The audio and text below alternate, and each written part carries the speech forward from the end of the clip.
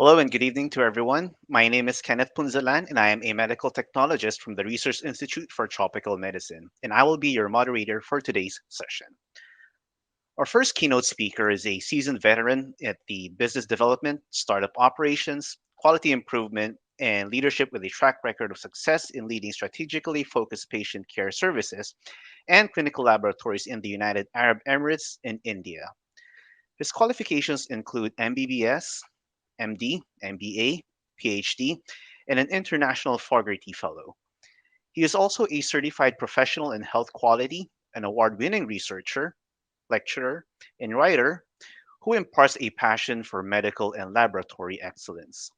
He has over 55 publications, won over 12 research awards, and he is an auditor for the College of American Pathologists and ISO 15189 accreditation, and an expert in implementing quality management systems.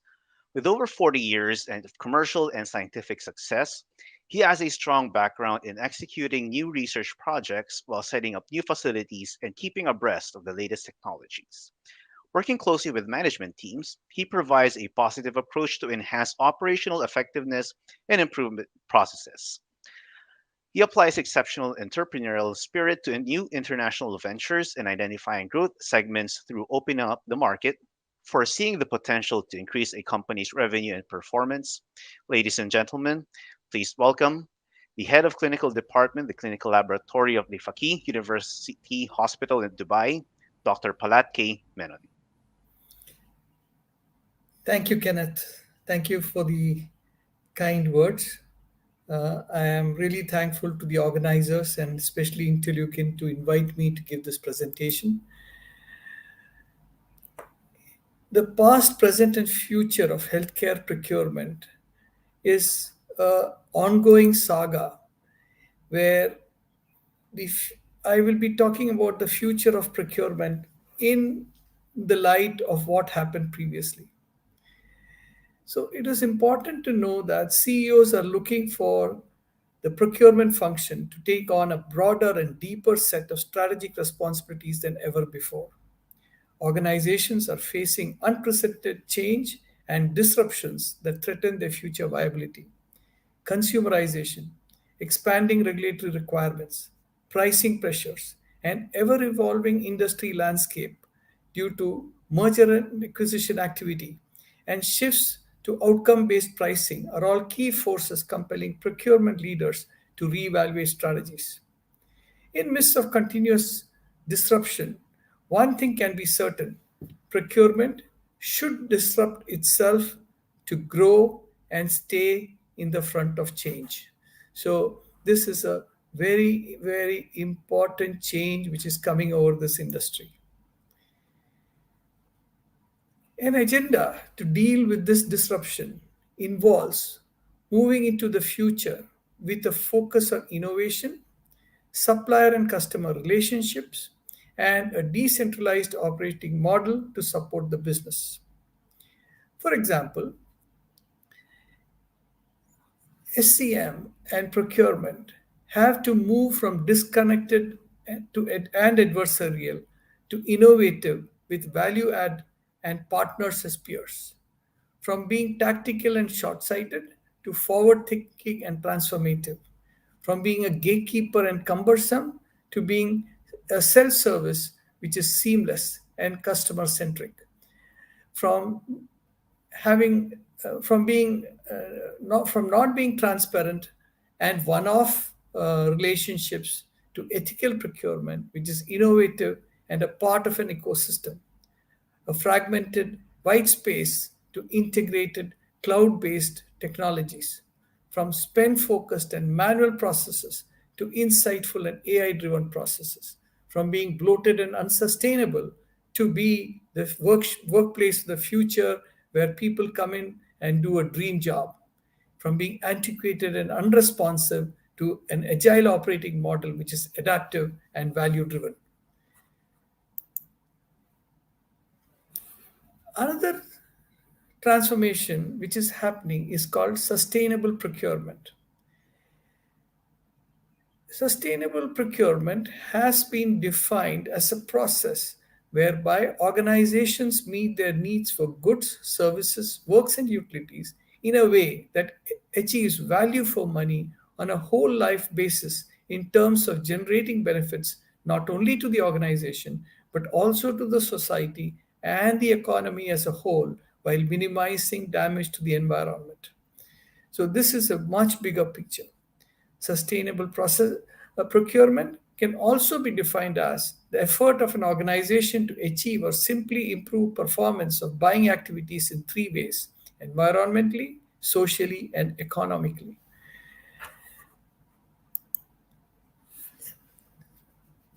The digital supply chain can be defined as a set of three or more entities, individuals or organizations, directly involved in the upstream and downstream flows of products, services, finance, and information from a source to a customer.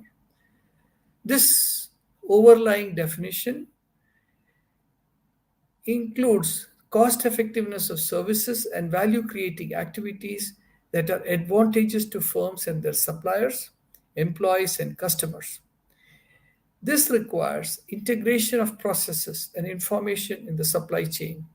The digital supply chain is characterized by a strategic and operative exchange of information between suppliers to enhance communication between various actors in the chain, that is, finance, production, design, research, and other competitors. In general, interorganizational coordination is achieved by means of electronic links between information systems and enabling automated and digitized processes of source to pay processes involving suppliers, customers in the supply chain. Later on, we will look at P2P and S2P processes.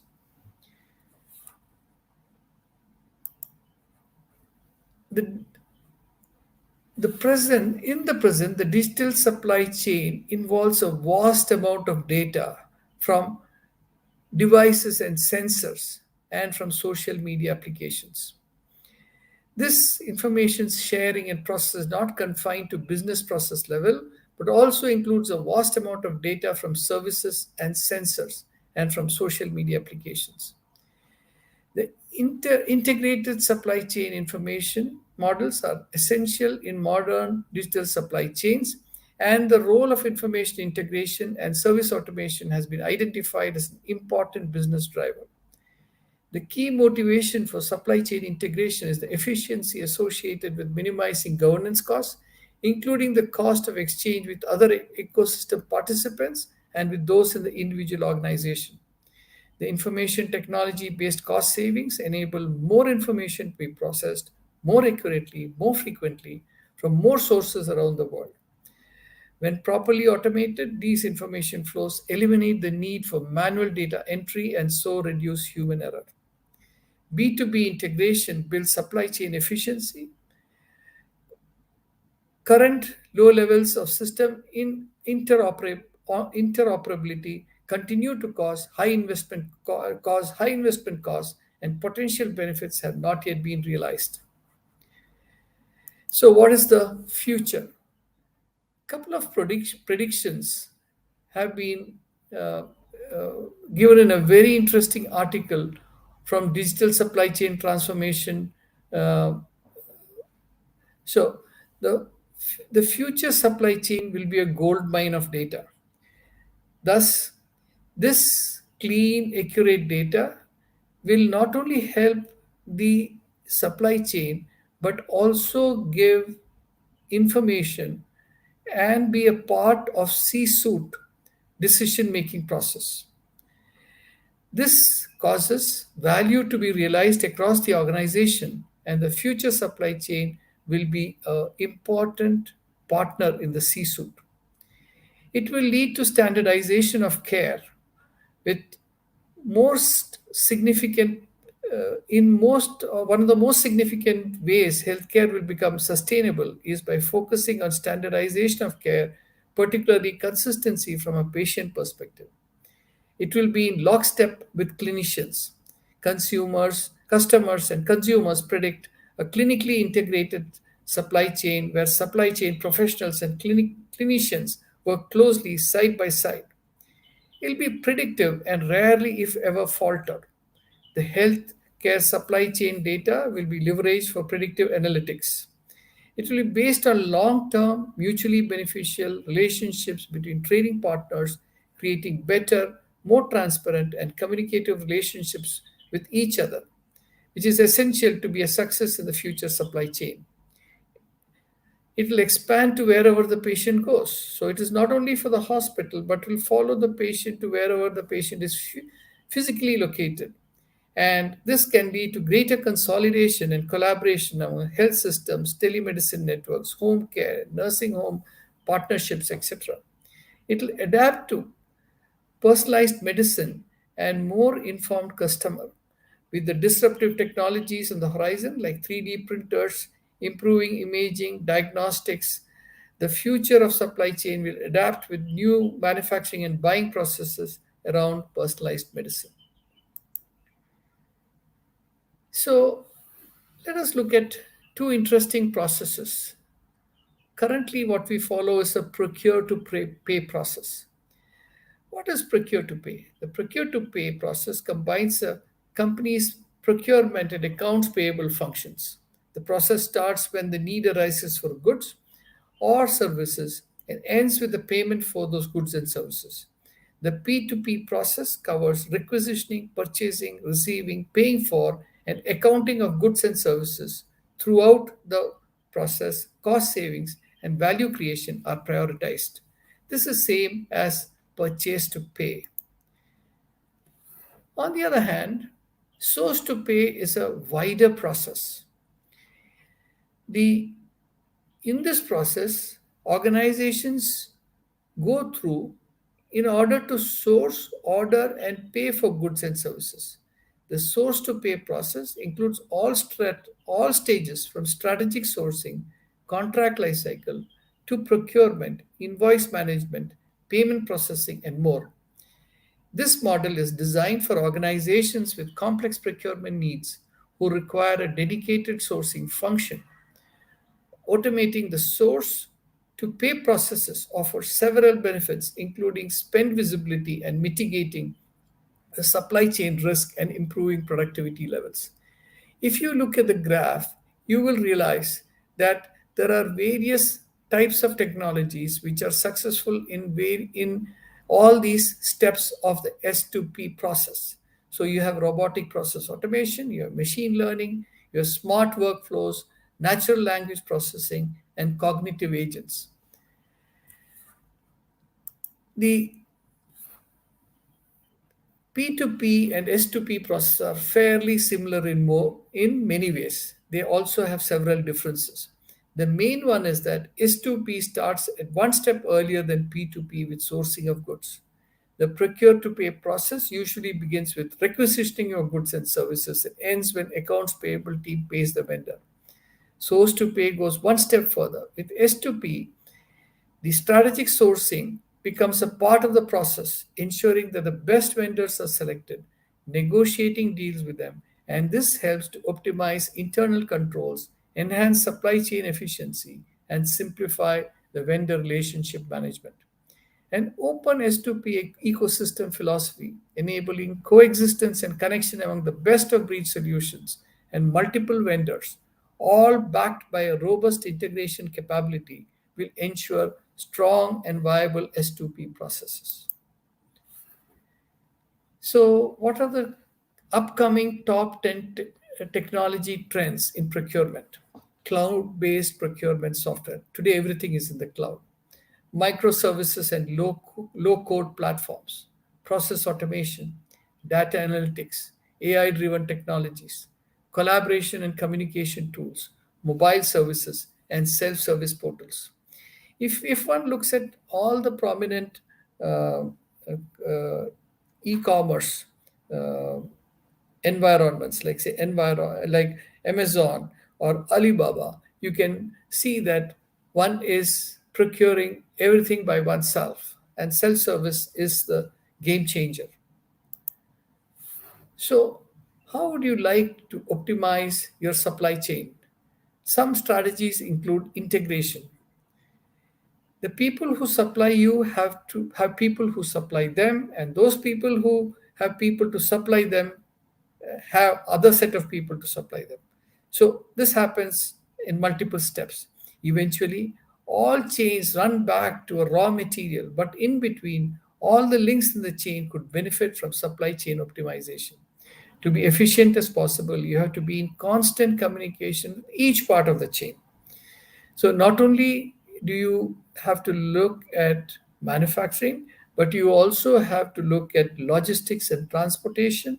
You have to look at financing. You have to look at customers. You've got to look at availability. So it is a very fairly integrated, complex process which one has to be aware of to be successful in integrating all the components of this chain. The second step is, of course, inventory management. A supply chain optimization demands that businesses know what is where and when it is there. Once you know, you can manage each item or groups of items to ensure it is used the way it is supposed to be used. One of the biggest advantages of managing your inventory effectively is that you can avoid product expiry. Logistics is the another way to optimize your supply chain. Logistics is basically the art of hauling goods from one location to another. It is more than that, obviously, but that is the main activity at its core. Your stuff has to get from where it is quickly going quickly so that you can meet customer demand, especially with perishable items like organic produce or diagnostic kits. It is crucial that nothing interrupts your produce as it makes its way along your logistical trail.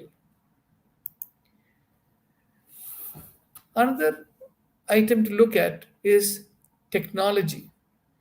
How you can stay in touch with each step of your chain so as to be able to manage your customers, your suppliers up and down the logistics chain. So, as you all know, today phone calls are great, but in a business arena where minutes sometimes matter, quicker communication is necessary. Depending on the size of the business, you may require a solution powered by artificial intelligence technology to keep track of your inventory and automate orders.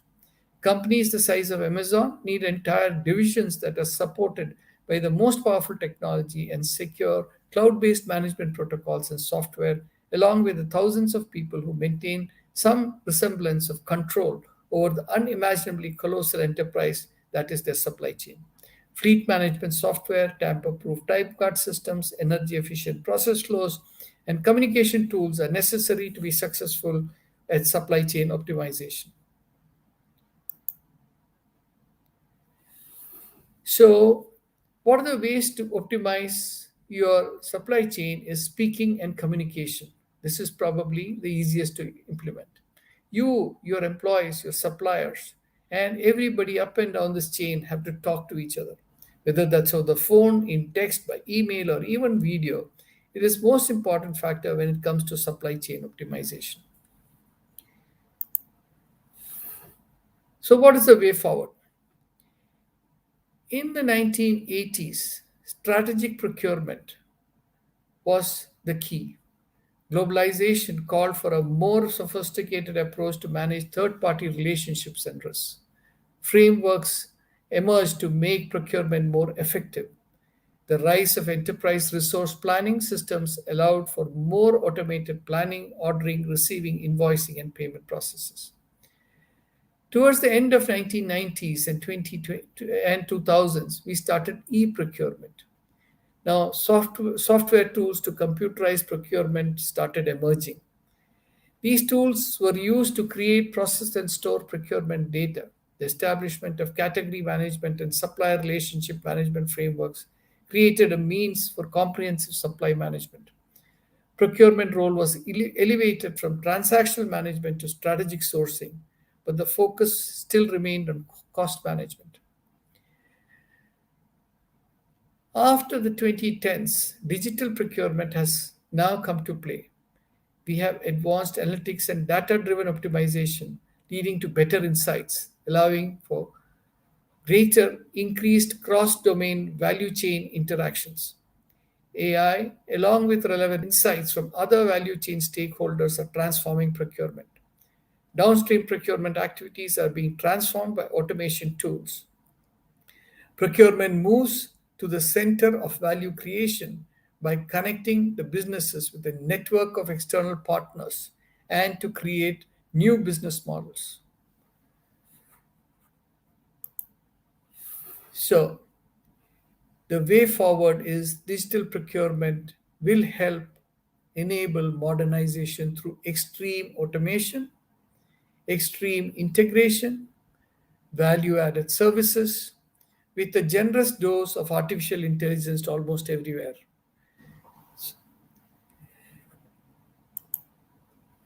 So, this is my last slide, which tells you the complexes and the complex scenarios which involves successful supply chain management, starting from budgets, inventory, balancing both on either side, to assets, strategy, savings, project, market data, supplier performance, contracts, supplier data, resources, purchase orders, suppliers, invoices, and business demand.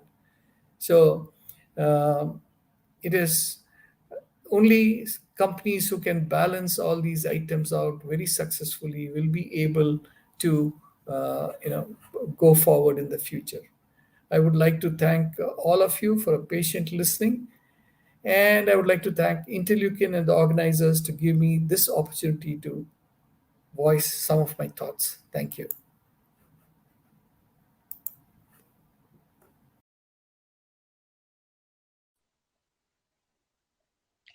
The COVID-19 pandemic has definitely shaped or affected supply chain management. And a key takeaway message from this presentation is that supply chain management would ensure you the uninterrupted supply of quality and safe goods to the end users. And with the digitalization of these processes, we are definitely ensured of process efficiency in managing the supplies from the end to end process of the supply chain management from procurement to distribution. Thank you so much, Dr. Menon, for that wonderful message. Moving forward to our next keynote speaker, he is an accomplished medical sales director and an enthusiast of healthcare entrepreneurship. He is a performing international sales director in a company based in South Korea and the Chief Business Development Officer of InterLeukin Innovations Incorporated. This is a Philippine based tech company specializing on medical e commerce and B2B online procurement. His extensive experience in strategic business planning and product development, including multifaceted global distribution network establishment, pre analytical medical market development, and product manufacturing, and after sales service program integration, brought him to introduce an innovative and unconventional products through different types of business model using digital platforms such as e-commerce and online procurement systems. And at Interleukin, he helps medical technology companies and healthcare institutions recover, manage operational costs, and address the supply chain gap through digital procurement transformation. Ladies and gentlemen, the Chief Business Development Officer of Interleukin Innovations Incorporated, please welcome Mr. Ki-Yong Lee. Thank you, Kenneth. Good afternoon. My name is Ki-Yong Lee, and I'm Chief Business Development Officer at InterLeukin. Now, I will take today's opportunity to share past, present, and future of Philippines' healthcare procurement ecosystem. Now, according to the latest figures, the global healthcare e-commerce market is to reach about $347 billion by end of this year, and will reach approximately as high as $643 billion by year 2025. Now, today's healthcare industry is composed of three main competing factors. Now, access, quality, and cost containment that requires intricate balance among three of these factors. Now, the core challenge of maintaining this balance is to determine how we can make improvements to one of these factors without compromising the other two. Much of the focus has been on rising costs, which the traditional model tried to address with improvements in operational efficiency, However, this chase for efficiency has reached its limits. Now, in recent decade, productivity improvement rates in healthcare in Europe and North America have lagged behind those that of other industries that we see. Now, therefore, it is time to shift our attention to e-commerce innovation and business ecosystems in healthcare that can play a major role in coming paradigm shift. Now, several trends are paving the way for a broader application of ecosystem models in healthcare today. First, new competitors, many equipped with successful platforms and irrelevant experience in creating business ecosystems, are entering the market. Second, patients are increasingly demanding higher levels of service and choices in healthcare that they are used to seeing or receiving in other industries. Third, technology implementation has created new forms of access and interaction. Secure and cost-effective data sharing solutions are increasingly available, and it is enabling new ecosystem applications. Fourth, we are starting to see some momentum in regulatory changes. Now, in the developed countries, we are seeing more and more aggressive policies on environmental protection laws that is ultimately affecting broad industries, and it's causing rising costs. Now, finally, while the COVID-19 pandemic has exposed many structural weaknesses of existing healthcare system, it has also demonstrated the potential of digital ecosystem. Now, companies responding to the COVID-19 crisis were required to rethink many existing rules, regulations, and routines. Now, virtually overnight, as we all know, a contactless healthcare system became a necessity and a requirement. Now, this fostered new digital applications, including advancements in telehealth and innovative distribution of medical supplies, such as drone uses and e-commerce procurement platform adaptation.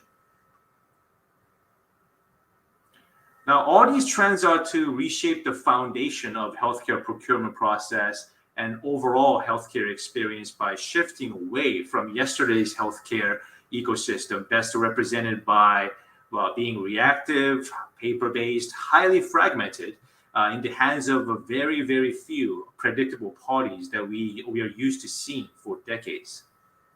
Now, the next step many developed countries are quick to adapt is data-driven procurement management and value chain integration by creating online hub of product and service marketing. Now, ultimately, this will lead to the way to creation of e-commerce ecosystems that focuses on offering comprehensive solutions that deliver easy access and improved values to customers. Now, in yesterday's or even perhaps even today's procurement process, widely used in the Philippines, consists of standard 6 process that we're all familiar with. Now, product introduction, product sampling and evaluations, purchase request, quotation, delivery, and payment.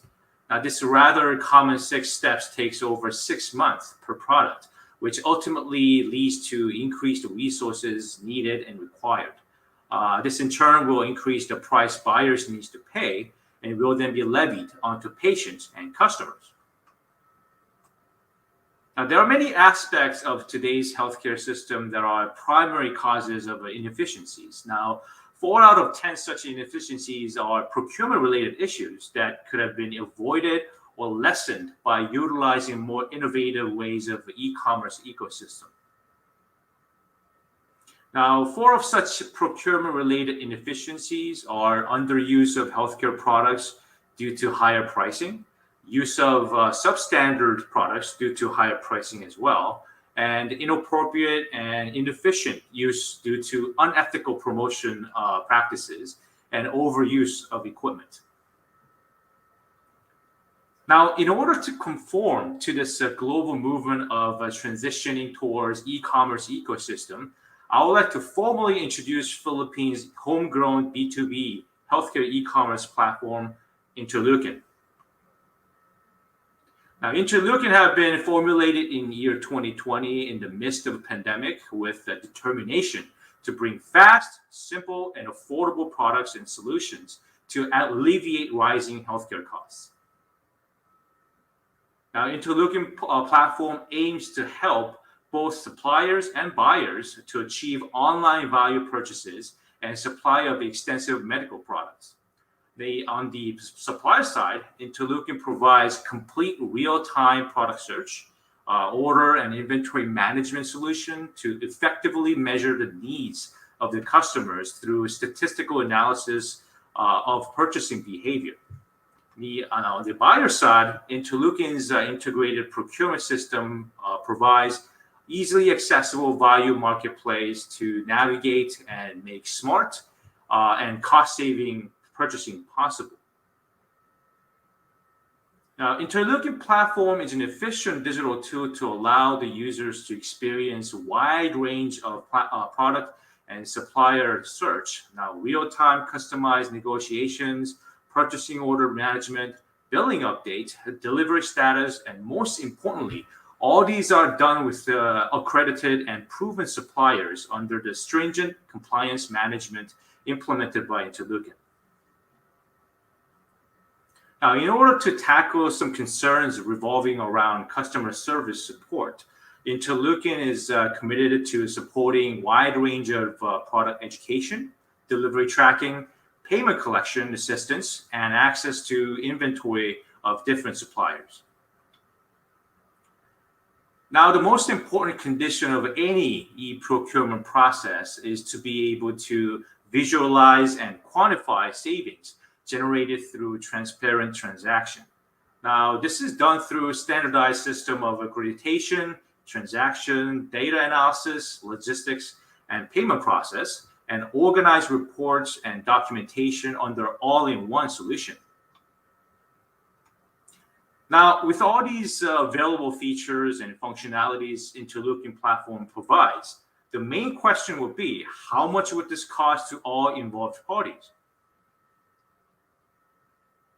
Well, this is a commission-based platform where it is completely free to all buyers and free to suppliers until a successful transaction has been made, with the lowest commission rate in the industry of 2.5 to 5% range.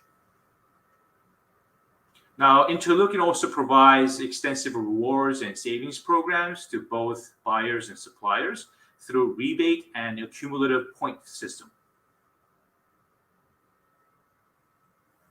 Now, there are only 5 easy steps to start to use InterLeukin platform for both buyers and sellers. First, sign up and then create an account, upload necessary documentation, wait for your account verification, and start using the system. By providing such easy access to e-procurement marketplace, we strongly believe that this is an important first step towards bringing competitive and affordable healthcare services to Philippines for everyone to enjoy. Now, also, we look forward to be a member among many to come in the future in preparation for fast coming e-commerce paradigm shift. And this will make Philippines the next big thing in healthcare procurement evolution. Thank you for listening, and let's connect to start your first healthcare B2B e-commerce experience with us. Thank you.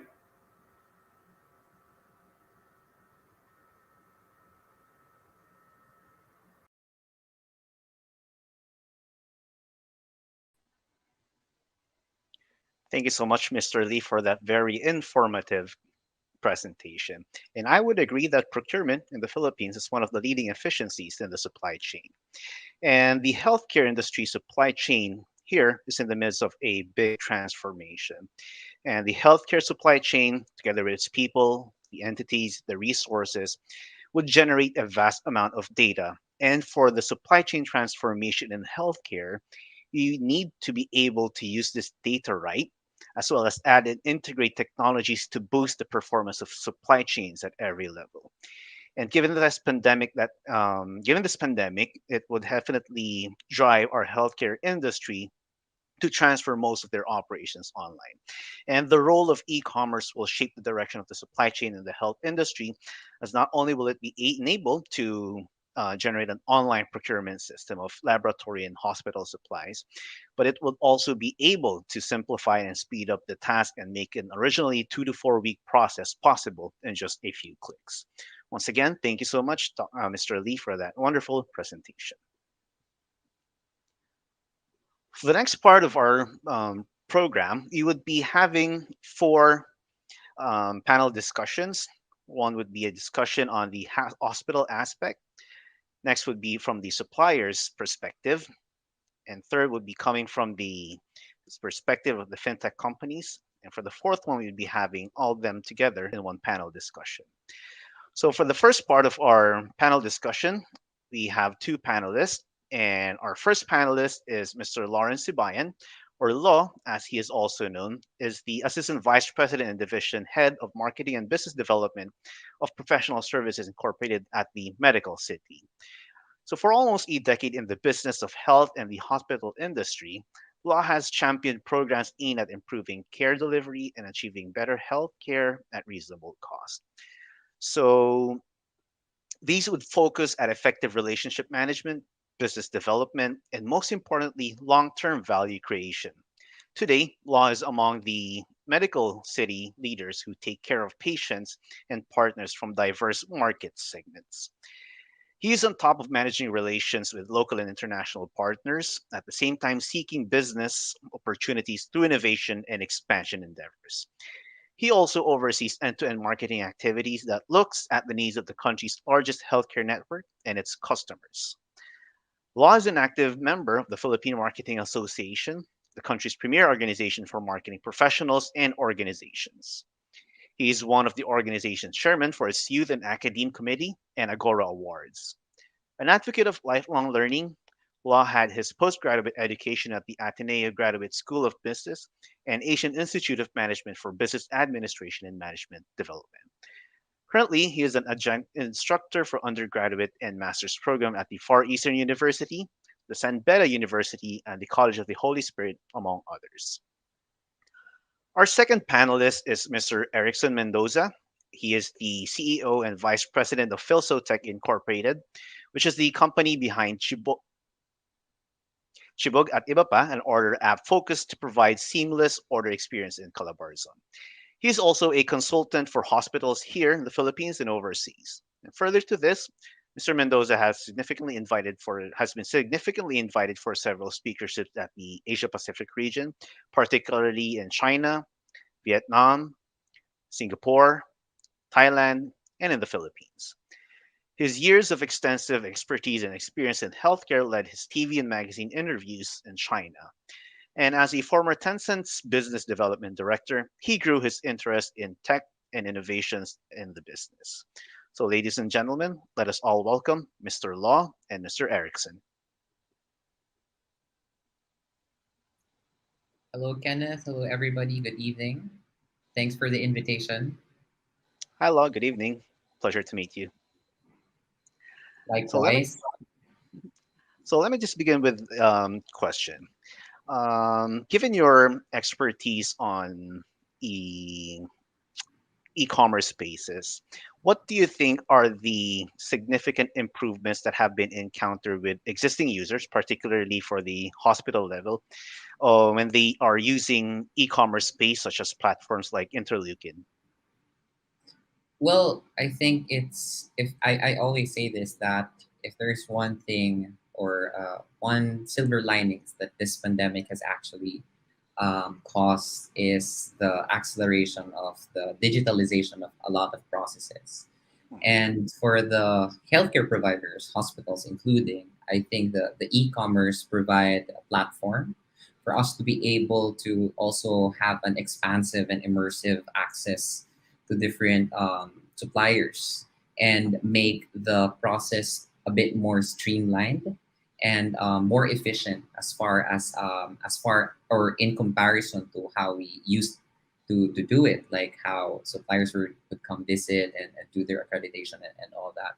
So that is one thing that the e-commerce and healthcare, particularly hospitals, are actually um, doing uh, a good relationship on how business are actually being run today, Kenneth. Mhm.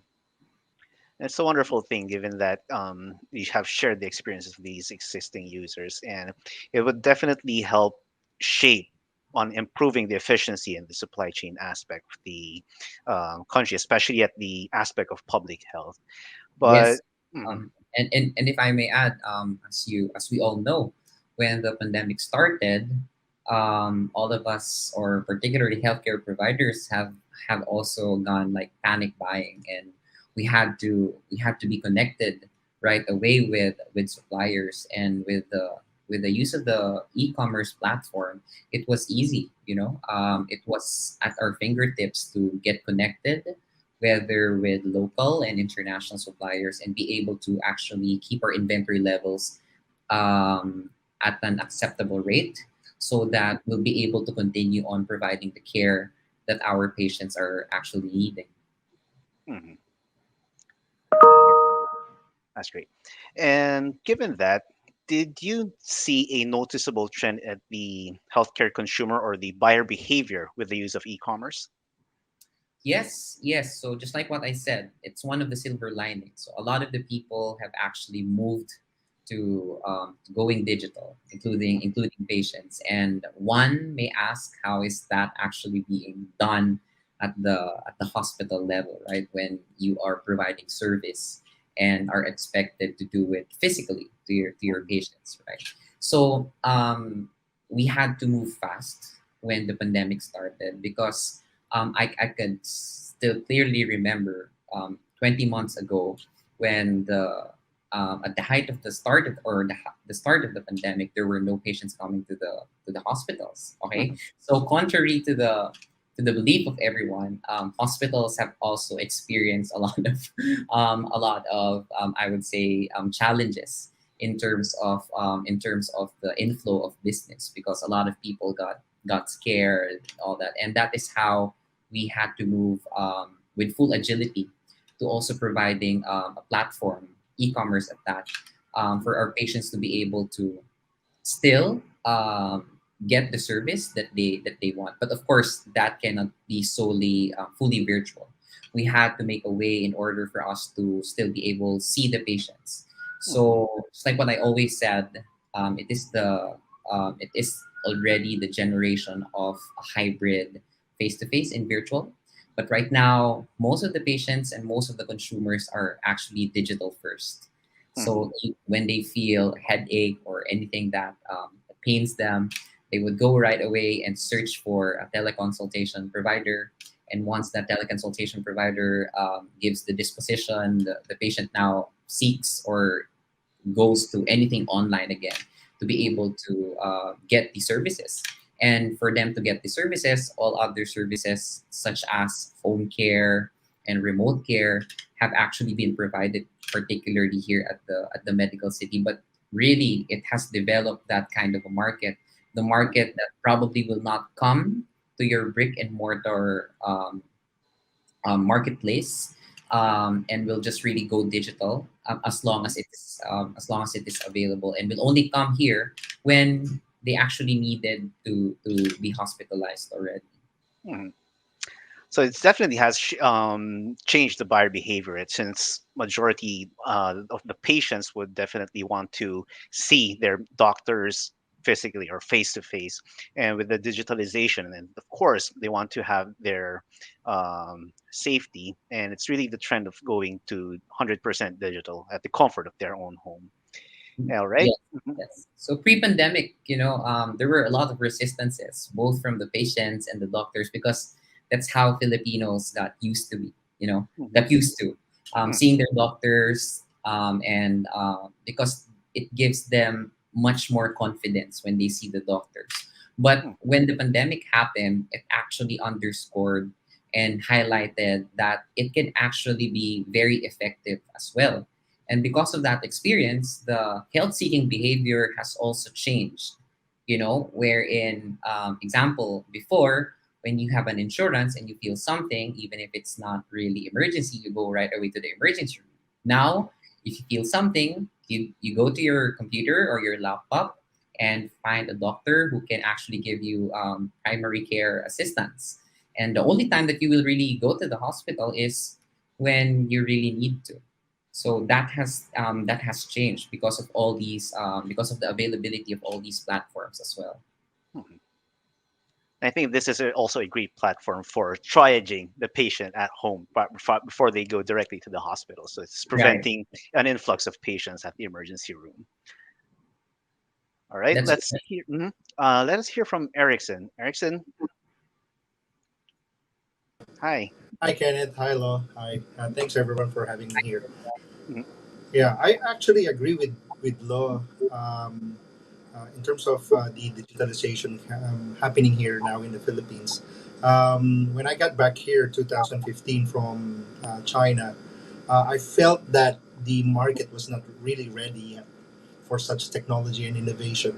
It was really a frustration for me when, in terms of trying to go digital in terms of healthcare, because just like Law said, there were hesitation, both patients and doctors, and then even the entire organization has hesitations in terms of innovation and digitalization. But Mhm. however, one thing that I would say that probably the pandemic brought us good was the ability to adopt the innovation right away. So, like for example, the QR code. The QR code was been sitting for years and years. If it was not from the pandemic, nobody will be able to use the QR code for say patient tracking or Yeah. um, um, health tracking, for example. But anyways, I do agree that the Philippines is now on the synergy on adapting technology. I have actually seen a lot of fast innovations from hospitals. I think we are already catching up with our neighbors like Singapore. Maybe not that fast, but actually we are actually coping up already in terms of digitalized, like for example the data, especially the data and machines and equipments that have been used in here in the Philippines. Although one thing that I've noticed here is that also what we're trying to do here in the province, to the hospital that I'm trying to provide extensive services in terms of business development also. The innovation is not that fast in terms of compared to Manila. But however, I think it's just a matter of, just like I always say, just a matter of educating the patients and then the customers, stakeholders, wherein the needs of digitalization for healthcare. Kagaya na sinabi ni Lo Hmm. earlier, patients right now are more conscious or health conscious in Right. terms of um, anything that goes with the simple symptoms. They are quite conscious already, and Mhm. then using it. Before we were quite hesitant in for trying to use the HMOs and then other insurances, but right now, as much as we can, we were able to maximize the insurance and HMOs already. But anyways, I do agree that we are now on the path that healthcare in the Philippines is the rightful thing to where should we should go. Yeah. And also, given your experience in working in foreign countries, how do you think e-commerce differs that in practice compared to the Philippines? Oh wow, yeah, e-commerce. It helps a lot. Like I said, when I got here in 2015, there were few telecommunications where actually already have cashless payments portals. But however, it's not the same as what we have in overseas. Hmm. Like for example, in Asia, probably I'll just make a very good example in China.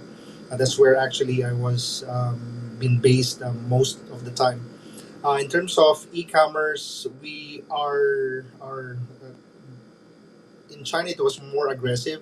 You can see a lot of things happening in terms of healthcare and e-commerce in healthcare that I have not seen yet here. I attended a lot of health tech events here in the Philippines, Hmm. but I feel that there are big hesitations in terms of embracing the or embracing e-commerce, fused it with healthcare. So that's I think where um, the area probably that we need to improve more onto embracing Hmm. e-commerce and then healthcare altogether. Yeah. And I think it's really a problem when it comes to our IT infrastructure in the country. But given those challenges, how do you see, Law and Erickson, that local laboratories or hospitals adapting e-commerce in the near future?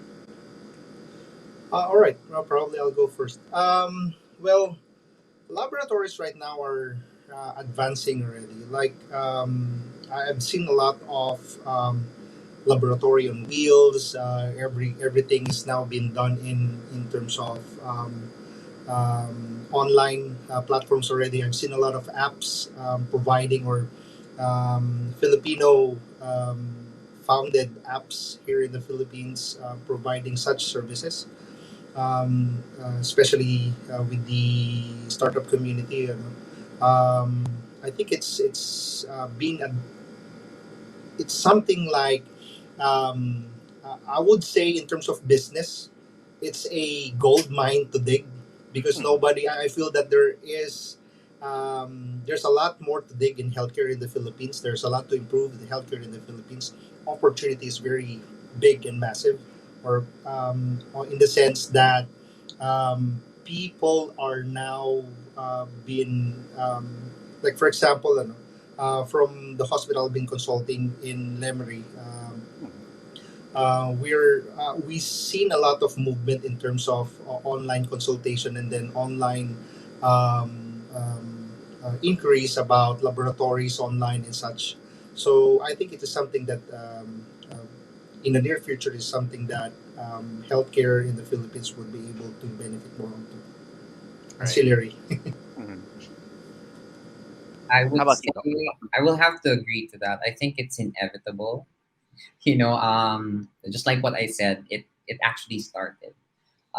We are in the third industrial revolution, and I think it's really inevitable, even for healthcare services. And I would always think that the healthcare sector is always lagging behind, right, with all these things, particularly here in the Philippines. But the pandemic has just really underscored how important and how fantastic it will actually it will actually cause an Hmm. organization. So I would say that it is actually happening right now. I am sure a lot of the hospitals had considered that already Hmm. because because they have experience on the efficiencies and all the advantages of actually undertaking these endeavors as far as e-commerce is concerned. Whether it's going to help them on efficiency of their internal processes or care delivery to their patients. I think it's just really inevitable that the healthcare providers, hospitals, clinics will really soon adopt or Hmm. are actually adopting this kind of business model in their respective businesses.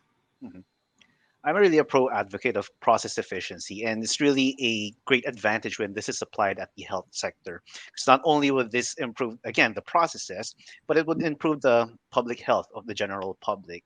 And given your experience also in working at the private sector, what do you think are the hurdles faced by medical institutions, particularly our government sector, to transition from the current procurement practice to going digital?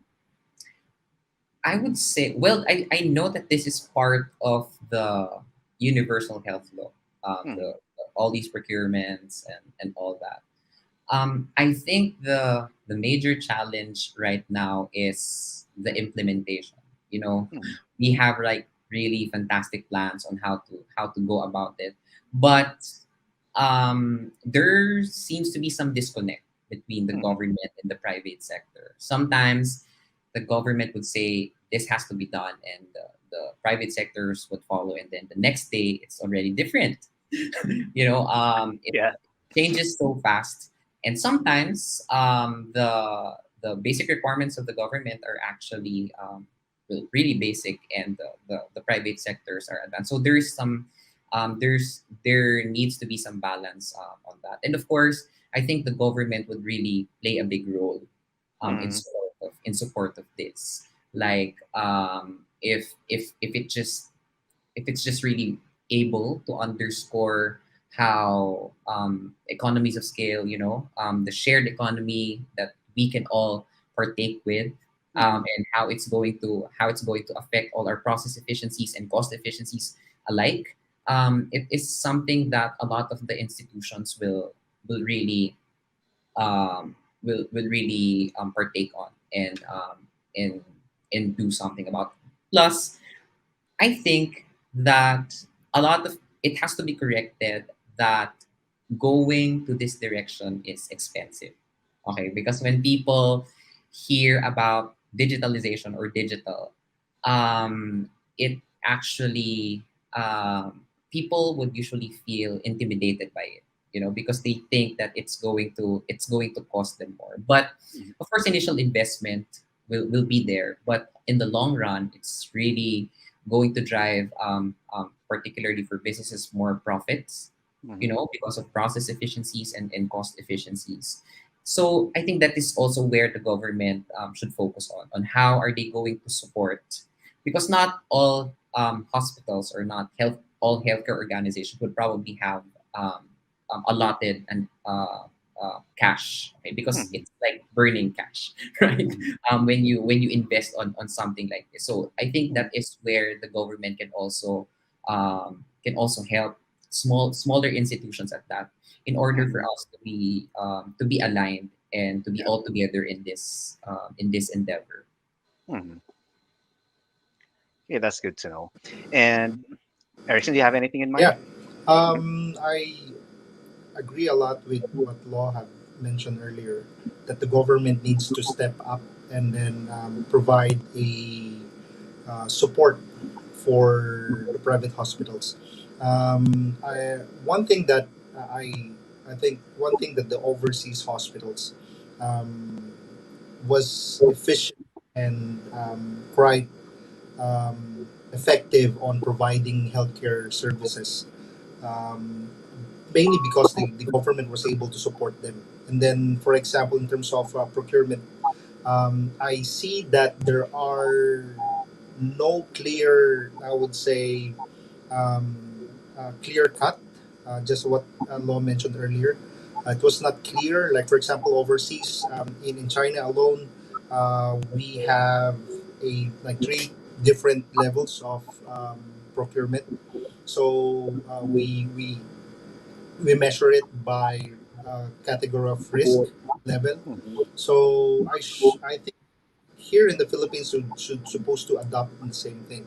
In terms of digitalization, I think also the government, just like Law mentioned earlier, I think the digitalization for government should allot more budget in terms of hospitals, not only on applications, not only on e-commerce, but more on the equipment itself.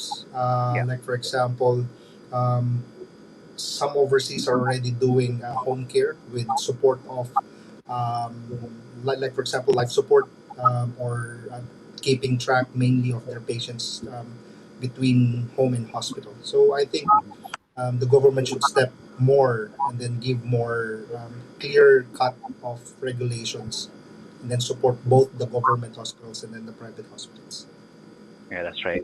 And definitely the universal healthcare law would definitely help provide the directions towards going digitalization. And it's really important that we go digital since we get to generate vast amounts of data that would definitely be helpful from, again, the procurement up until the distribution of supply, since we get to know or understand everything that our patients need, especially for a particular region. We can get to analyze what particular diseases are present there and how can the government support that in addressing that certain disease. And Given all those insights that you have provided, I want to thank Law and Erickson for your wonderful insights. And I will see you again later for the last panel discussion. All right. Thanks, Kenneth. Right? Thanks. Okay. For the second part of our panel discussion, this would be coming from the aspect of our suppliers. And we have again two panelists to join us in this. So our first panelist is Dr. Joseph.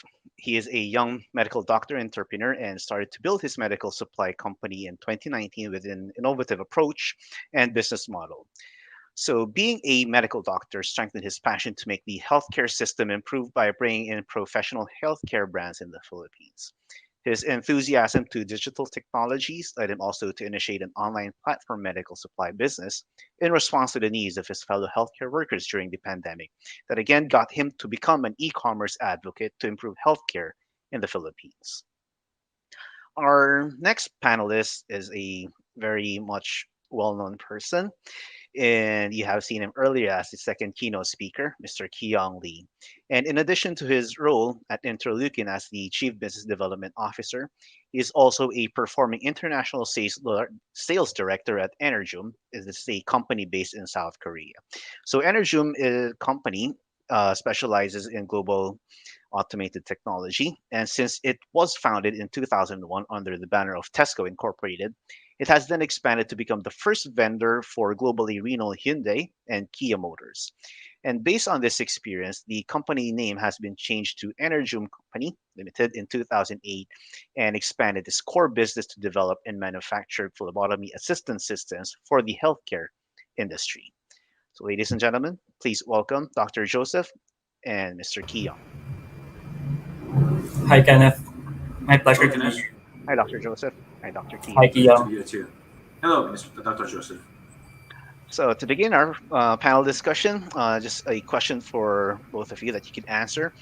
What do you think are the challenges that our buyers and suppliers are having in today's traditional procurement process, and how can this digitalization adaptation resolve these issues?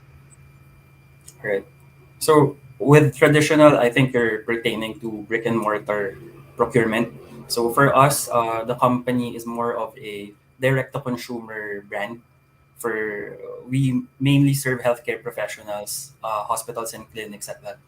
Um, Yeah. So right now, I think brick and mortar stores leave us with less product options Hmm. to choose from, especially for us healthcare professionals. Uh, of course, I think everyone would understand or would know the holy land or holy grail for medical supplies here in Manila, which is Bambang. So I came from UST, so it is quite near from us. So Hmm. when it was my time for me to find medical supplies, it was really hard and it was really limited during my days. So I think that was a problem I wanted to solve. That's why we built the company. So Hmm. moving forward, we really understood that we wanted to go digital first. I was listening to the keynotes to the panelists earlier, Sir Law. Hmm. Yeah, I think that the clients or the consumers are going really digital first or mobile first at that. So we really understood or wanted to build a platform specialized just for medical brands and medical goods, basically. Categorize it very organized in a very organized manner. I mean, so um, to cut it short, I think digitalization would help us healthcare professionals give have more selection of items, Hmm. especially right now that healthcare technology is rapidly evolving. There Yeah. are many there are many there are many progresses. Like for one, there are wireless stethoscopes already. So those are the types of improvements that I want to bring here in the Philippines uh, with the company that I'm building. Yeah. All right. Thanks, Dr. Joseph. Mr. Keong, you want to add to that? Well, I've been involved in a medical device exports and export to different countries for about 10 years now. And by relying on a traditional method, because we were founded in a more of a traditional method of actually selling the products to other countries, we found the limitations as to exposure of our products to other markets. So we are looking into introducing our products online as well as adapting digitalization to actually cover different regions by regional basis. And we are also looking into expanding such a business scope in Philippines using an InterLeukin system. All right, great. And Dr. Joseph, I'm just really wondering, have you tried engaging in um, a government institution for supply Mm, management? okay. And did you have any challenges in engaging with them? Right. So it was lucky for us since we started. We really our foundation is really built on digitalization. So we're focused heavily on our website making, Mhm, building our sales channels. So we're also present in Shopee and Lazada. mhm, Um, Aside from our main website, which is www.meritmed.ph, mhm, um, I think the pandemic really had an effect for us that suppliers or hospitals and clinics were they had no choice but to search online mhm, because no face to face no there's no offline retail happening during the pandemic. So I guess it gave us the advantage being online that mhm, these government accounts or hospital accounts are reaching to us directly. So yeah, we've had experience with government procurements already, mhm, and also private institutions as well. mhm. That's so nice to hear to know. And because I'm really interested in the government aspect, because the private sector can immediately adapt to changes in the digital solutions. But for the Mm. government, it would just really take a while, but especially for those who are used to or accustomed to using the traditional process. And do have a question for Mr. Keyong. So, how do you think is the healthcare procurement transitioning from the traditional store method to e-commerce, and how has this changed the retail scene in other countries? In other countries, a lot of countries like in the United States, as well as in Europe, as well as in Korea, perhaps in Japan and China, have switched a lot into digitalization early on, not just in the healthcare industry, but other industries as well. Now, being at the forefront of technology adaptation, we have kind of transitioned into the healthcare digitalization. First, initially, for a lot of countries, including the United States and Canada and so on and so forth, they have been already adapting on a B2B basis on the e-procurement process on the pharmaceutical industry first. Now, it's already these kind of e-procurement platforms are widely used between B2B as well as B2C as well too. And then now they're more turning towards into the medical devices and consumable goods. And we're seeing that, as previous panelists were explaining before, because of this particular this pandemic that happened, in the course of less than 20 months, it has accelerated the process of actually turning a traditional process into digitalization very, very quickly. A lot more. It kind of enforced them, all the parties involved, to actually take that option other than the traditional offline store options as well. So we are gonna see. I believe that we're gonna see a more and more transition into it because the pandemic is still ongoing and it's not. It hasn't been over. And also another issue is that because the global due to certain degree globalization, a lot of the supply chain issues are arising at the moment. As we know, we are seeing the inflation globally, not just in Philippines, but also in Korea and elsewhere as well. And there's a lot of supply issues as well as all different components are being. The supply chain is completely being disrupted. Now, this means that and this will be is expected to actually last until the end of next year. So this particular inflation will obviously is meaning the increase in prices. And in order to actually implement and reducing the pricing down, we have to implement some more digital solutions in order to cut costs that we've been experiencing from the typical traditional process that we are accustomed to. And by doing so, we will be cutting down or omitting a certain process in the middle of it, so that it becomes more efficient, less resources are required, and the price of these products can come down. And eventually, it will kind of trickle down to customers and patients alike. Right. That's good to know. And given since you mentioned about the disruption of the supply chain, what do you think are some measures that some of our buyers should be taking in place for them to ensure that their supplies are not disrupted? Given also the example, like there was a previous um, supply issues when it comes to these respirators coming from the United States, and it is really much required, especially for here in the Philippines, those healthcare workers who are responding directly to the patients or those who have direct contact at the laboratory for the SARS-CoV-2 virus. And given those challenges, what do you think is the best way that these buyers or the end users themselves can safely have an adequate supply without having much to rely on hoarding these supplies? Now, the main issues with the traditional method of actually procurement is that a lot of hospitals and clinics and other labs are focused on the singular line of supply. They're only relying on a specific number of suppliers that they have a personal relationship with. So basically, it kind of limits their options. It limits their supply chain by doing so. It's not just for Philippines market, but also other countries are exactly like that as well. Now, because of the pandemic, as Dr. Joseph was mentioning, it has basically forced them to go online to search for PPEs at the initial phase of the pandemic and to respirators in India and so on and so forth.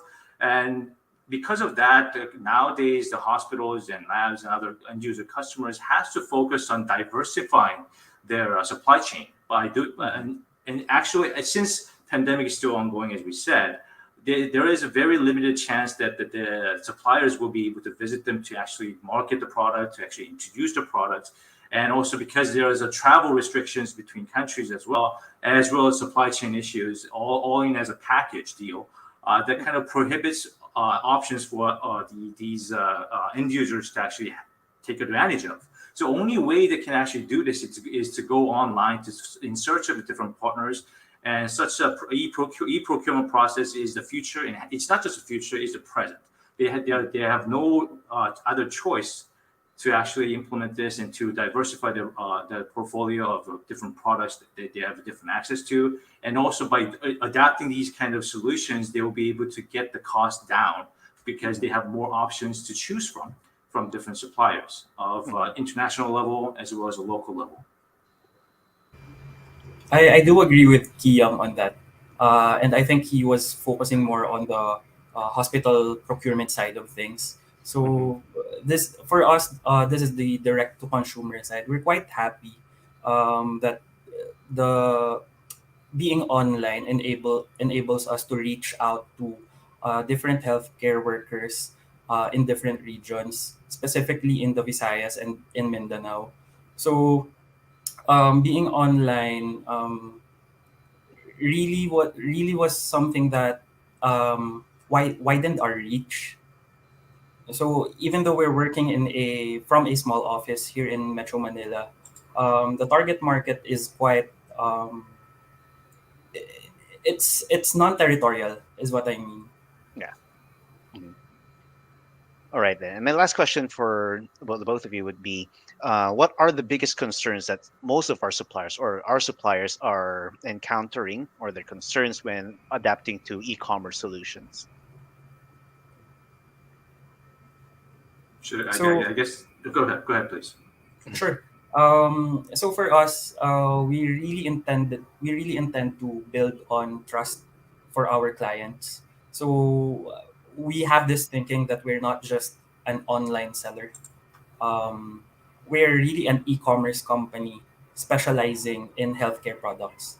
Mm-hmm. So that entails proper documentations, proper licenses, business permits. So we had those secured already, and for Mm-hmm. the products that we're bringing, we're trying to secure all these documents.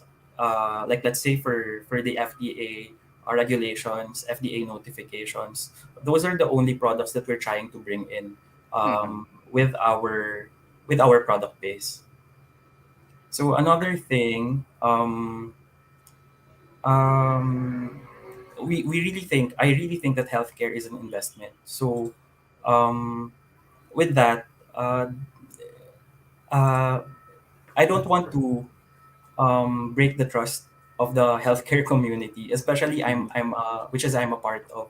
So yeah, people would look for social proof for validation. Mm-hmm. So um, you really need to show that your brand or your company is someone that they can reach out to if Yeah. ever they get problems for the products that they buy from you. Mm-hmm. Especially it's they don't see you basically. Everything's online. Yeah. Unlike Dr. Joseph's Merit Med, our company Energium has been focused primarily on utilizing the traditional way of approaching customers, like face to face, going actually to the on-site to the hospitals and see them, and then presenting them presentations and products and samples and so on and so forth. And obviously, because due to pandemic, we have no option but to utilize different aspect of marketing and so on and so forth. And the biggest challenges that we or concerns that we as a supplier has, it would be that to change or completely transition from the non-digital solution to a digital solution, where because our resources up until now for over a decade or 2 decades have been focused primarily on this offline approach rather than the online approach. So not just the investment purposes, but expertise. The lack of expertise, lack of marketing and sales staff, and resources that we have, we need to make that transition quickly enough because things are moving pretty quickly because due to the pandemic as well. So that's one of the biggest concerns for it. But as a supplier, we see the benefit of going digital, and obviously we need to take a chance and we need to invest. And of course, we are not going to be completely eliminating or omitting the traditional method of doing things, but we will be kind of doing both, taking Mm-hmm. advantage of both the system, going from the analog to digital, kind of that transition period, as we all know. And that's the way things will be, and that's what that as a supplier, that's the way that we'll be adapting to the quickly changing environment. Mm-hmm. Yeah, I like that Definitely. word, especially of balancing the part of the traditional and the digitalization. And I definitely agree with what Dr. Joseph had mentioned. Is building the relationship with the end users, because after all, it's really the suppliers who would be giving you the service for all of the supplies that you would need at the hospital or at the laboratory. And thank you so much, Dr. Joseph and Ki Young, for your insights on the aspect of the suppliers. So I'll see you later at Pleasure. the end. All right, my It's pleasure. been a pleasure. It's my pleasure. Thank you. All right. For our third panel, we have representatives from the fintech companies. And our first panelist is Mondi Yang, who is the enterprise sales manager of Sendit Philippines, a young, hardworking economics graduate from the University of California, Los Angeles, or UCLA, in 2018. And he came back in the Philippines and had this opportunity to join Sendit's original expansion team in 2019. And then he has held a number of different roles from within Senate, ranging from customer success, merchant operations, and most recently sales, where he had a chance to work together with both SMEs and enterprises in identifying their pain points when it comes to managing payments and expecting and exploring solutions to address them. Our second panelist is Meryl Talan, who is the growth manager of NextPay. And having an undergraduate degree in communications from the University of Santo Tomas and a master's degree in business administration from the Asian Institute of Management, she went on to hold positions at companies such as Robinsons Bank Corporation and Globe Telecommunications. And with 10 years of experience in the banking and finance, telecommunications, and business management industries, she has found her happy place in communication and marketing, product development, project management, and customer experience. She also likes a combo of reading yoga and a glass of wine during her downtime. So, everyone, please welcome Mondi and Meryl to this panel. Hey, Hi, Kenneth. everyone. Good Thank you so evening. much for the kind words. Pleasure to be here. Hi, Mondi and Max. It's a pleasure to meet both of Hi. you. Mhm. So let me just begin with this question. What do you think are some of the challenges that are faced by today's payment process that are utilized by healthcare organizations in the Philippines? Sure. Maybe. I can go ahead and start then. All So right. I think some challenges right now that are being faced by healthcare organizations in the Philippines are things like invoicing, cybersecurity, for example, the availability of as many payment options as possible to patients, for example. Doing away with the more outdated payment options, such as checks, for example, Mhm. and of course, secure payment processing. So, I think with Zendit, a large number of issues related to these different challenges that I addressed earlier. These can be addressed through our products and solutions, right? So, when it comes to our money and services, we do allow our merchant partners to accept um, payments through a whole host of different payment channels, such as cards, banks, over the counter, among others. Mhm. And I think when it comes to invoicing, right? So right now, a lot of these invoicing solutions are being done manually at the moment. So through Zendit, we do help users accept payments with a customizable invoice interface that can be sent through WhatsApp links, Facebook links, and any other form of social media. And I'm Got sure our friends from NextPay would have some further inputs here as well when it comes to generating payment links and things like that. So, True. Thank you. Thank you for that, Mondi. So with NextPay, just a quick background. NextPay is a digital banking solution that gives the power of big banks in the hands of small businesses. So we do that by helping them collect, send, and manage money so they can run their business with ease. Mhm. And yeah, similar to what Mondi said, our target audience, the medium, small, and micro entrepreneurs, like similar to our the small businesses in Bambang, Mhm. those small businesses that sell medical supplies. Yeah, and that is our target market, and there it really is a challenge. Yes, in invoicing, in disbursements, and not only that, but the steep fees of big banks as well. If you're a small business, you would want as much of your money to be in your inventory or in in the cycle of your business. But if it's there kept as a maintaining balance, how much is it to maintaining balance, to deposit money as maintaining balance in a corporate bank? That's around 750,000. That's a sizable amount of money for a small business. So that's also one of the challenges. And with NextPay, we don't require any of those. It's completely free to sign up, and you only pay Mhm. as per use. So because we believe that you only pay for what you really need and for what you use. So that is also something that we offer.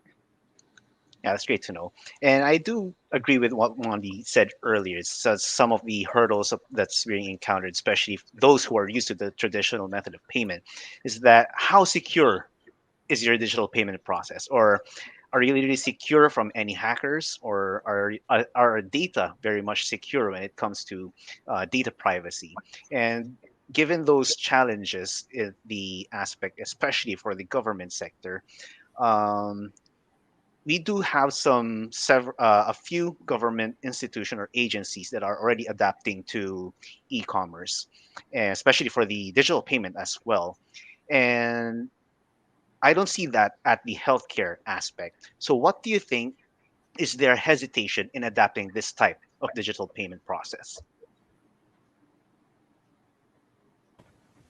yeah, I think the transition to going online is obviously a very new, I would say, new transition, right? So Mhm. I think most healthcare companies right now have been very much accustomed to the very traditional way of both accepting and sending out payments as well. So I think that's really where I suppose, hesitance lies. Mhm. It's really committing to such a big change, right? Yeah. It's truly a really big change, and of course, when it comes to making payments offline, right? It's natural to have concerns when it comes to cybersecurity and things like that. So, I think to add a little bit to some of the products and solutions that we do offer, to sort of counteract some of these issues that healthcare platforms or merchants might be wary of. We do have, for example, Zen Shield, an in-house fraud detection system that we do provide specifically for credit card payments, for example. So um, upon logging into your Zenbit dashboard, you'll be able to sort of deep dive into each individual credit card transaction and see for yourself sort of a fraud risk assessment based on a number of factors on how likely it is to be a fraudulent transaction in that case. Mhm. That's true. And, in my experience in talking about NextPay to different people, there really is a challenge in acceptance. The mindset of where will I go if I have questions about where is the branch? That is usually the question. So there really is a need to shift the mindset that no, digital banks are not dangerous. In fact, we have security processes in place that adhere to the central bank, to BSP, to make sure that we're able to operate and take care of your money for you. And of course, take care of your customers as well. That's the reason why these KYC processes, that's why we require these documents. That's also to be able to secure you and your money. Yeah, that's right. And I think it's especially for those end user hospitals or laboratories who are using traditional payments, more of, I think, marketing them the benefits of having this adapting of this digital payment solution, since it's a big investment, but again, it would again optimize the processes, and the people involved at the health sector would be more focused on public health service delivery. And one last question for you guys would be, how would an all-in-one payment solution provide unique user experience with an integrated this is integrated with an e-procurement platform? Right. Great question, Kenneth.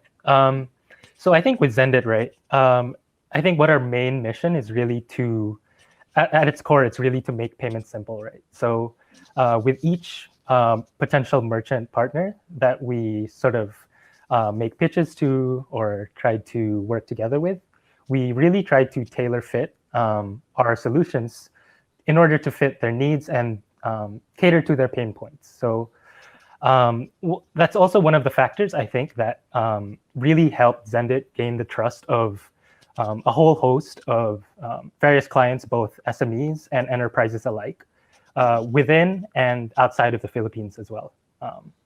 So we really continue to take pride in offering really simple integrations. So be it through a suite of APIs, if these merchants do have the necessary tech capabilities to do so, we do have a suite of APIs that we can provide. Alternatively, we do offer simple solutions such as the invoice solution that I mentioned earlier, where it's more of a simple plug and play solution that smaller merchants would be able to use right away, for example, if they want to go live to the market as soon as possible. Another factor I think that I want to emphasize is when it comes to speed. So, prospective customers will have a dedicated account manager when it comes to the onboarding process with us. So within a few working days, you'll be able to gain access to your own live Zendesk dashboard and immediately start making transactions.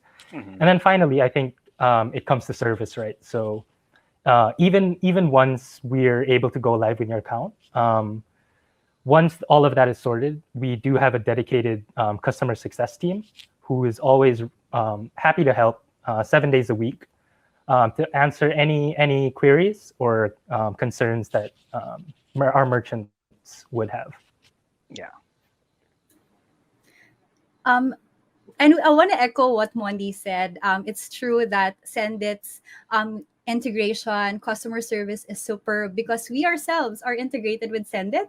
We're able to serve our customers really well and offer our tools to collect, send, and manage money because Sendit is powering us back end. So what Monde is saying is true. Customer service is really good. Speed of the service is really good. That's the reason why NextPay is able to serve its customers.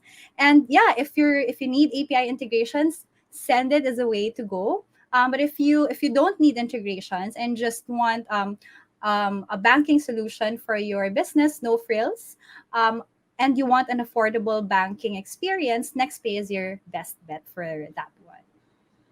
Yes, and I would definitely have to agree with both Mondi and Max on this one, since it would definitely save you a trip to the bank, especially when transacting with international customers. With just a click, you definitely have your transfer, your telegraphic transfer, in a matter of few seconds.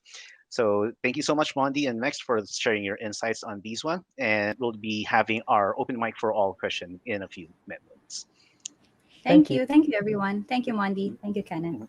So for the last part of our panel discussion, we'd be having an open mic for all, in which we would having all our panelists in one window, and let's just wait up for them to appear.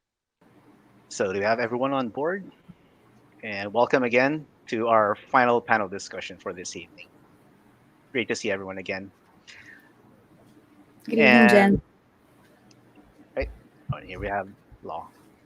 So just a final question for everyone, and you could answer: what can our current e-commerce evolution bring about in the coming years or in the coming decade? And what kind of processes or unique services can be offered with these e-commerce evolution? Maybe you could start off with Mr. Kiyong. Okay.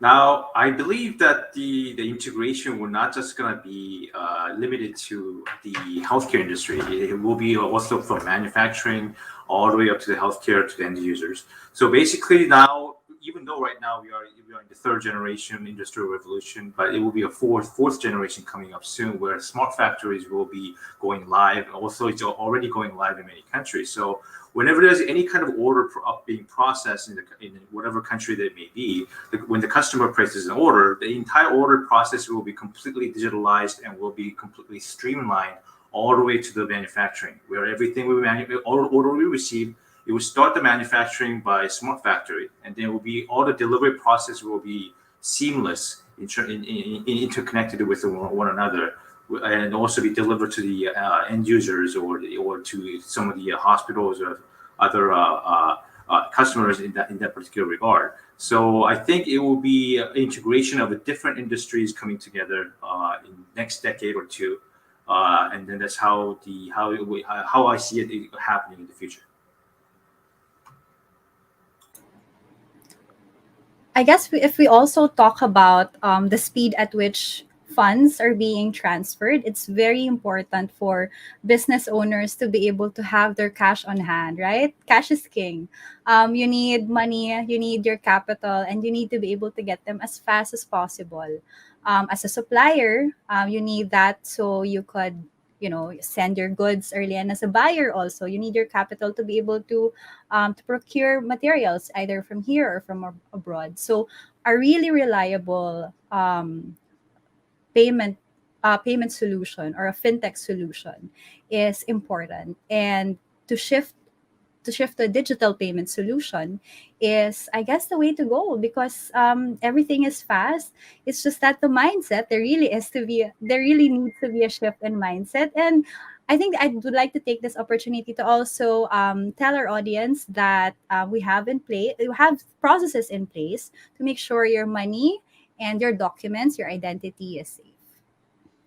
So don't worry.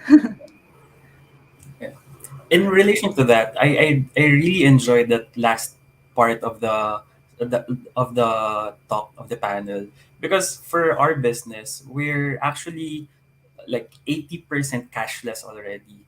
With our reach being non-territorial, we really needed a solution for us to get payments from our clients in a hassle-free way.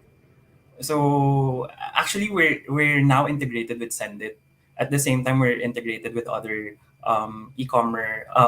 e-wallets like GCash or Paymaya. So most of our clients, which are healthcare workers, who don't really have that much time, I do think they appreciate that the speed that we're able to get their orders and the logistics that we're offering them. Um, I think they appreciate all those efficiencies, process efficiencies that we're offering. Mhm. That's true. And it also helps you build really good relationships with your suppliers and Definitely, customers when you're definitely. able to, pay them on time. And even your employees, it's a way of taking Mhm. care of your employees if you're able to pay them on time and in full.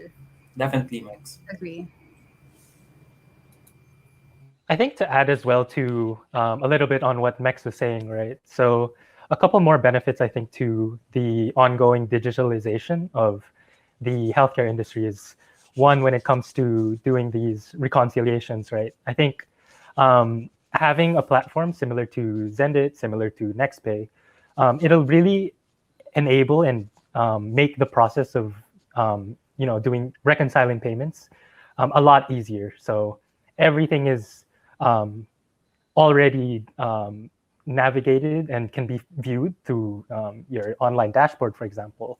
Mhm. Um, Reports can be generated very, very easily at a matter of seconds, right? So this really speeds up the process of reconciling payments. And then I think additionally, it's really to do with providing alternative payment methods. So we, as much as possible, don't want to single out particular, say, patients, right, or suppliers. So I think providing these additional payment methods, such as pay later, for example, which is a sort of newer checkout option that we do provide, where we enable our customers to conduct payments in installments, is another great option to um, make payments aside from the other payments we're commonly used to, such as cards and e-wallets, for example. Yeah. So maybe we can hear from Erickson and Law then. Yeah, I think it's what everyone was able actually, just like Joseph, Dr. Joseph earlier had mentioned. They also appreciate each of every discussions earlier. Especially, I think the only area that probably needs to be developed more is what I can see personally would be the logistic ones. We need to have a more reliable logistics because payments right now, as Mex and Mondi were saying, actually it helps a lot of um, um, delivering B2B and B2C payment solutions, particularly not only for the hospitals but also for the consumers as well. So I think that's where I believe it needs more development or efficiency in terms of logistics Yeah. in procurement. Mhm.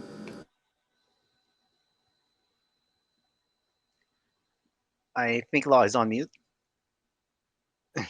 I'm sorry about that. I was saying that I'm just supposed to agree to everybody, but I think that just like what I said in the first panel discussion, it is here to stay. It's inevitable, and you could just imagine we are just beginning. And when all of these things have finally been together, logistics, finance, and all the processes, you could just imagine how efficient it will be for our businesses. I mean, we never really thought that this is also the way to go for healthcare services. I mean, the technology in the form of e-commerce has disrupted the retail scene that is given. But for the B2B, we never expected until the pandemic hit us. So these platforms are just really here to stay. And I think it provides a level playing field for all the players, suppliers, and customers alike, with all the wide range of products being available in one platform and services, while dramatically cutting costs and improving customer service. I think that is very important. So it becomes very very convenient for customers, and I think that is what business are all about. Um, we have here one of our speakers saying that cash is king, but for providers like us, it's always that customers are kings and queens, right? So Mhm. this is the reason why we are actually doing this more than all these process efficiency that is for the customer experience. Mhm. Well, I appreciate everyone for sharing your insights. And one of the things that definitely made a mark to me was what Kiyong said earlier, that it would be the aspect of all agencies involved that would help definitely improve the aspect of e-commerce. And given our scenario with what we experienced at the COVID-19 pandemic, we did have a big disruption in the medical supplies. And through the evolution of e-commerce, I can see that all the agencies involved in this response would definitely be more streamlined, be more effective, and be able to deliver a good public health service delivery, which would again benefit all the public. And of course, if another pandemic comes, we'll definitely be able to handle it very well this time. So once again, I thank all our panelists for attending the nice discussion, and I appreciate for all of your insights. And definitely, it's that e-commerce is the way to go in the next few weeks or decades, rather. Thank you so much.